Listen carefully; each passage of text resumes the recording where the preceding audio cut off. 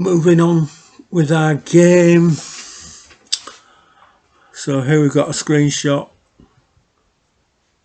The player, monster, an item, bottle, edge of the screen. And here we've got the code thread for the movement of the monster every 100 milliseconds. Thread procedure. Invoke wait for single object. Event start 100 milliseconds. If we wait for the timeout, then we test for the movement of the monster's X position, and then we test for the movement of the monster in the Y position. So get monster X position in EDX.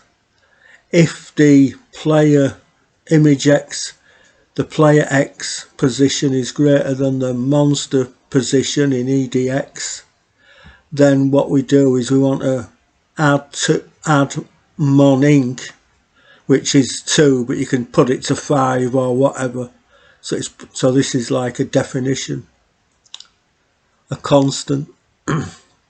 So we put moning into EDX and then we add it to the monster X position. So add 2 to the monster X position or whatever we've defined as moning. So it could be 2, 5, 3, 10.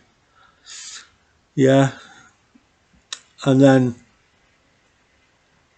EDX will now equal, we move the monster X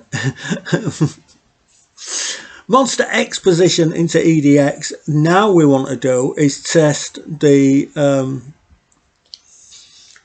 player X to see if it's less than the monster X position, and if it is, then we get our monster increment amount, which is equal to 2, and we subtract 2 from the monster X position.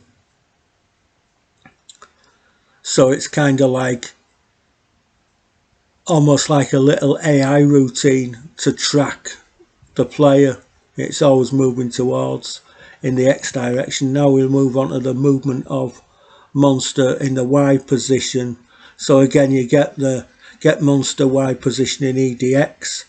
If the player Y position is greater than the monster X position, then we need to increment or add our monster increment amount value. So we get the monster increment value into EDX and then we add it to the monster Y position, add 2 to the monster Y position, and then we check. But if it isn't, then what we do is we check to see if if no, we check is the Y position less than the monster Y position. So then what we do is we get the amount and we want to subtract 2 from the monster position. So we're just checking to see if it's greater than or less than, and if it's greater than, we're adding 2 to the monster Y position, and if it's less than, then what we do is check to see if it's less than. If it is less than, then we're subtracting 2 from the Y position, and that's all there is to it. And then you've got your other routines which are below this, which will be check for collision with a bottle or with an item or anything that you're picking up, you know, like a sword or whatever. And then you obviously increase your score, increase your health, whatever. And then you check for collision between player and the monster. So it's fairly straightforward.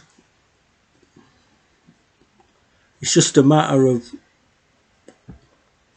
going through and making sure that you have the logic right. Simple.